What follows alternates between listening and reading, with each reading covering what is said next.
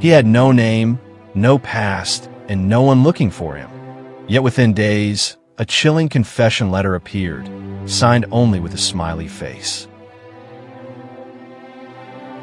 Nobody knew it yet, but the man behind that symbol was about to become one of America's most manipulative serial killers. Keith Hunter Jesperson didn't look like a killer. He didn't sound like one. At 6 feet 6 inches, he was intimidating, sure, but he had an easy smile, a calm voice, and a job as a long-haul trucker that made him seem like just another man on the highways of America. But what nobody knew was that Jesperson had spent his entire childhood dreaming of the thing most people fear: the moment he would finally kill someone. Neighbors later said he was cruel to animals. Family said he had a dark temper. And Keith himself admitted that by age 10, he fantasized about murder every single day. But like all serial killers with patience, he waited. It happened in 1990. A woman known only as Tanja Bennett met Jesperson at a bar outside Portland, Oregon. A few hours later, she was dead. Jesperson claimed she insulted him, and he snapped. Investigators say it was far more disturbing. He enjoyed it. The power, the silence afterwards, the control. But here's where the story twists. Two completely innocent people, a woman named Laverne Pavlinac and her boyfriend, falsely confessed to Bennett's murder to get attention, and police believed them. The real killer watched the news and smiled. Jesperson couldn't stand the idea of other people getting credit for his murder, so he began writing anonymous letters to the media, not describing himself, not bragging, but simply stating, "You have the wrong people." At the bottom of each typed page, he drew a smiley face.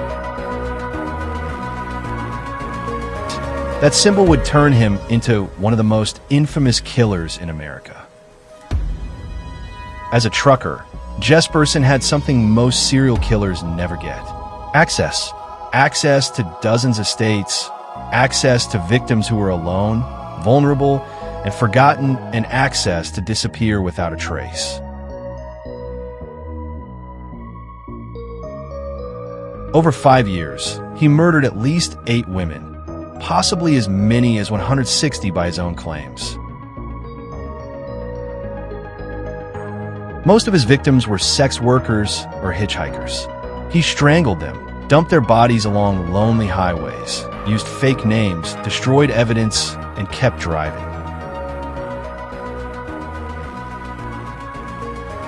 Not a single witness or security camera footage. Not a single connection, nothing. He was a ghost. But Jesperson had a weakness. He couldn't stand not being famous. He wanted the world to know him, to fear him, and to respect his work. So he kept writing letters. Long, detailed confessions mailed to police, prosecutors, and journalists. But investigators didn't take them seriously. He sounded desperate, delusional, a nobody. That rejection only made him angrier and more dangerous.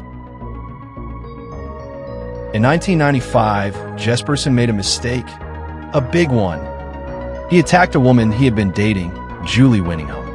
Unlike his past victims, she was connected to him. People knew them. People saw them together.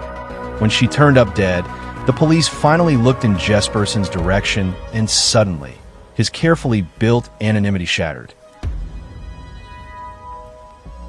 Detectives matched his timeline, his trucking routes, and his location on the night of multiple murders.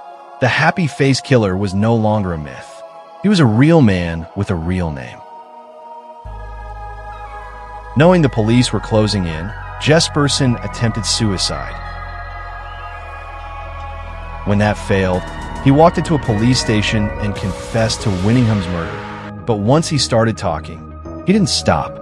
He confessed to Bennett, to several unnamed victims, to killings across states.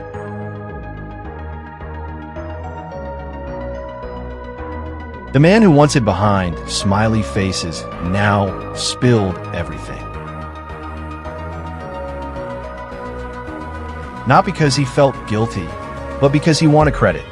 Investigators described it as the most unsettling, emotionless confession they'd ever heard. Victim that you tied under the truck? Yes, she is, yeah. Why did you do that? I felt that by dragging her under the truck, that I would destroy all evidence of who her identity was. Jesperson was sentenced to multiple life terms with no chance of parole. To this day, he still writes letters from prison, still claims more victims, and still enjoys the spotlight.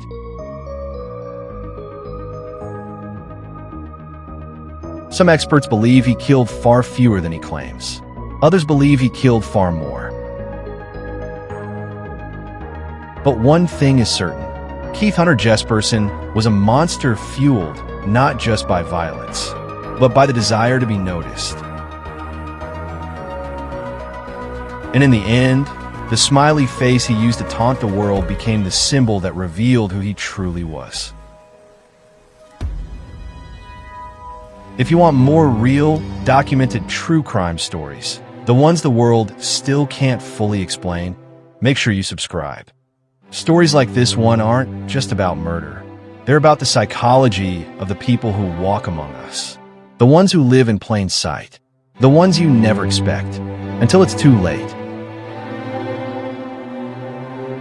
This is Fraudify, where we unmask the world's biggest crimes. Don't forget to like, share, and subscribe to Fraudify for more.